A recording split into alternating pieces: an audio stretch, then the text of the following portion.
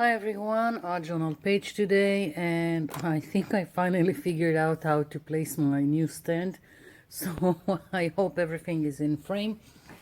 Okay, so I'm starting here, and I'm working on watercolor paper. This is my sketchbook, but I just took watercolor and glued it to this page, and I started by doing some circles because I wanted to play with all kinds of colors.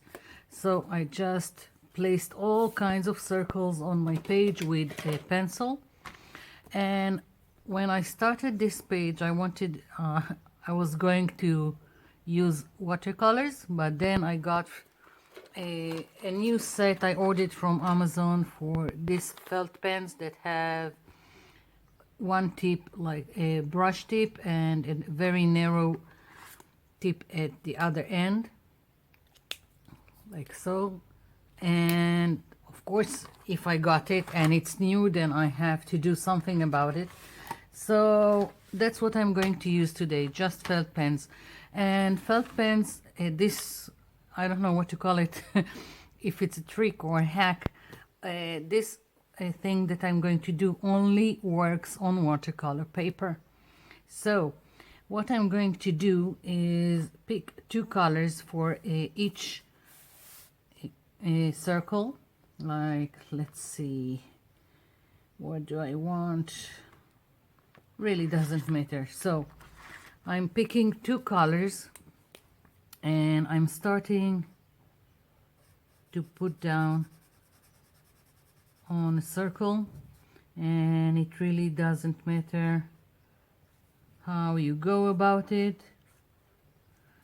So I've got this, and moving on to the next color.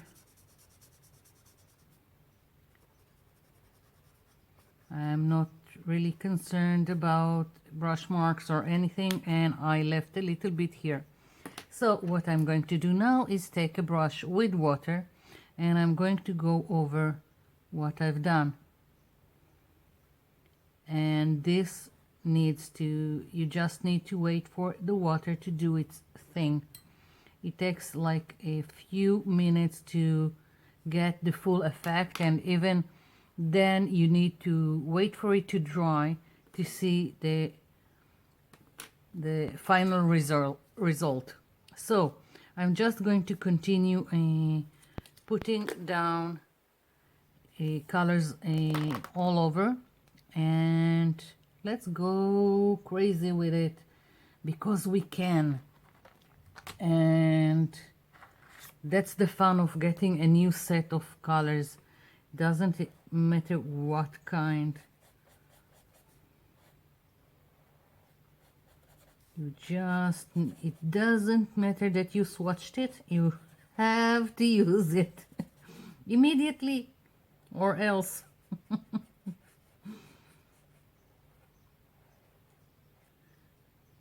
Here we go. And I'm gonna pick this one.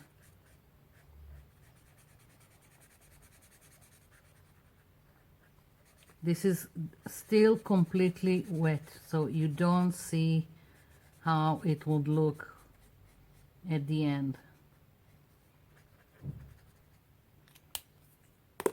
Once again, taking a brush, just making sure it's clean from these colors, and going over my circle. I'm quite generous with the water. Yeah. I hope I haven't missed anything, leaving it be. So what other colors do I want to play with? Let's take green, some green. And with what color do I want it? I usually don't go for the pink ones, but what the heck? It's not completely pink.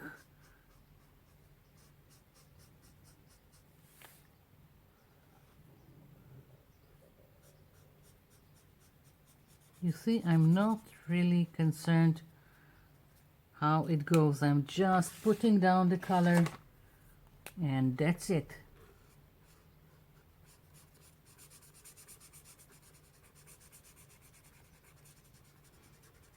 And I know that this green and partly pink or reddish pink can create mud like here, but I don't care.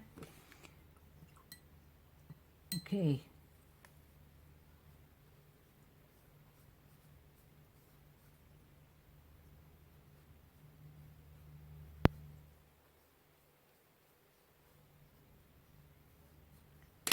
Yeah. Next, I know that right now everything looks terrible, but wait for it. Okay, so I'm taking some orange here, and what color do I want? Maybe purple. Yeah, let's go with purple. So, which one? Which one? Don't know.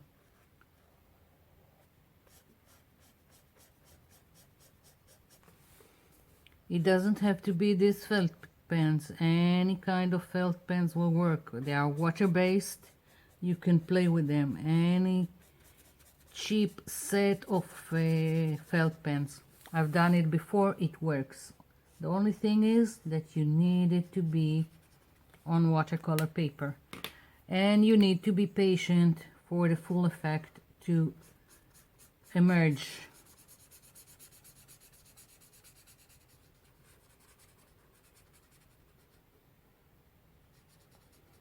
And after all of the circles will be colored, I think I'm going to go in between with just black, and it will also tidy up whatever is going on, and I don't care if some color bleeds into the other. I just love it. Now you can do the same thing with watercolors if you want, of course. As I said, I just wanted to play with my new set, so that was the only reasoning for using this.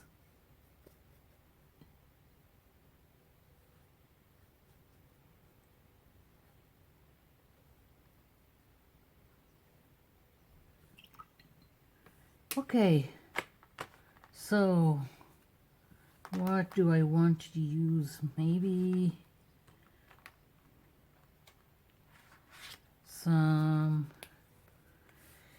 let's do some olive green.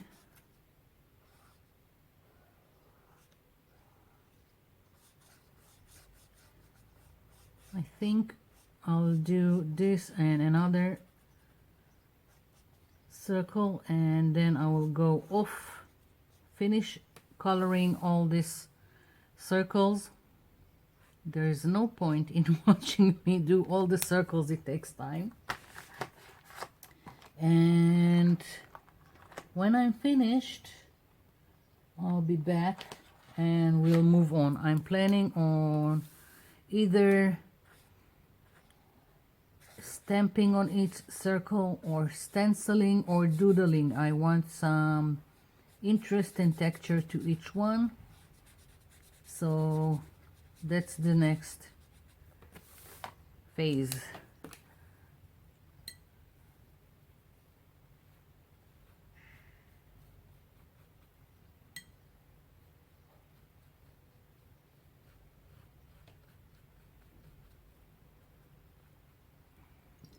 Okay, so I'm just going to continue coloring and I'll be back.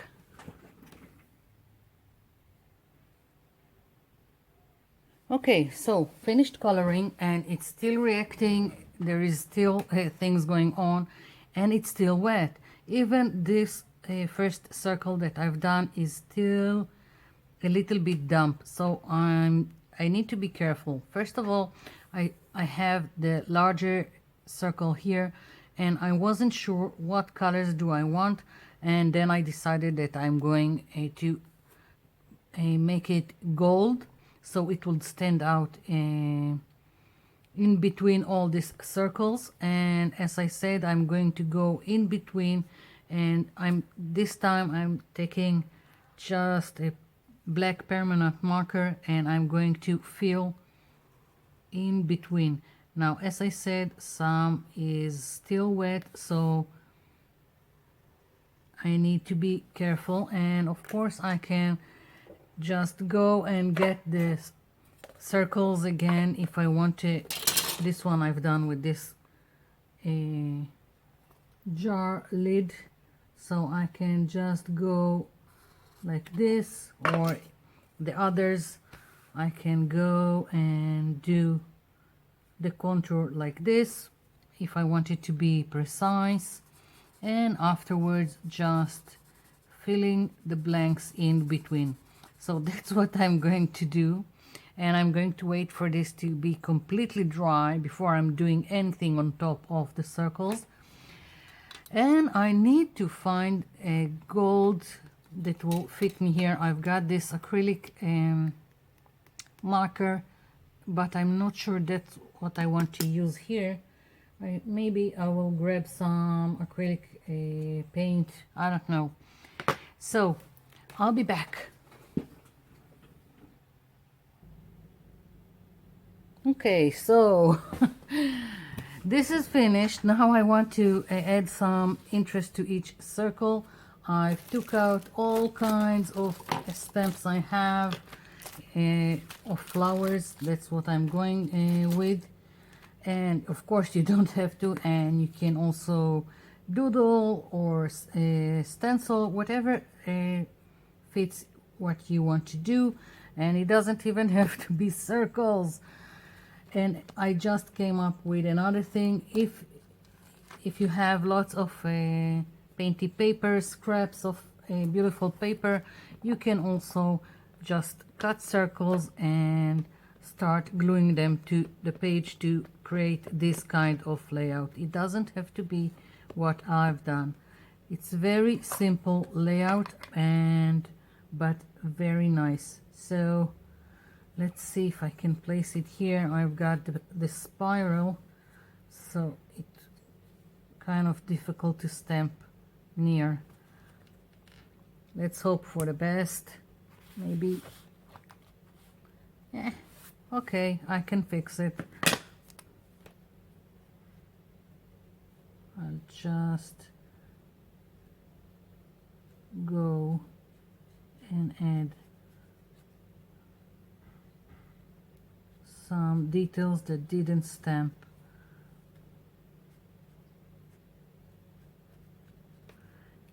Okay, so near the spiral here will be the most difficult to stamp, but we shall overcome. Okay, let's take this one. Now I'm trying for it to fit into my circles, but otherwise I really don't care what stamp goes where in what circle.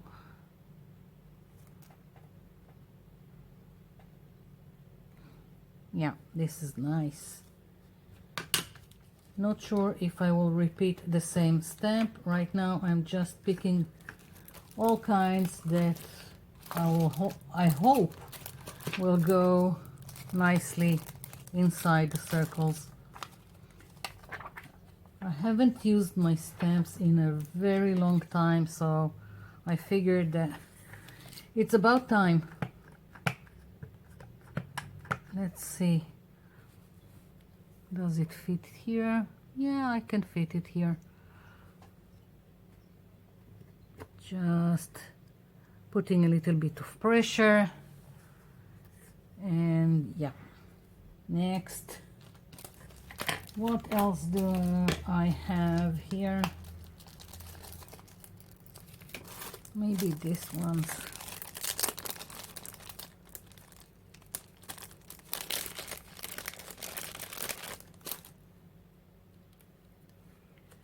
Yeah, this one fits here nicely.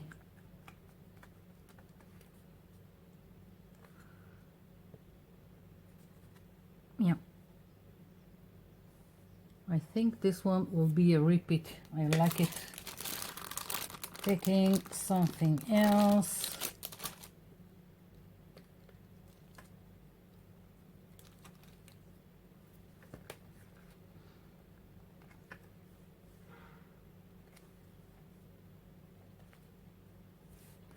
Okay, so this is coming nicely and I like it.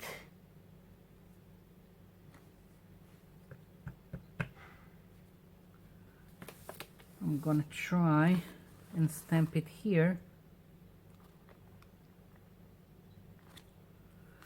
Partial success, but good enough. And so that's what I'm going to do. Just stamp away. Let's see, where can I fit this one? Good enough.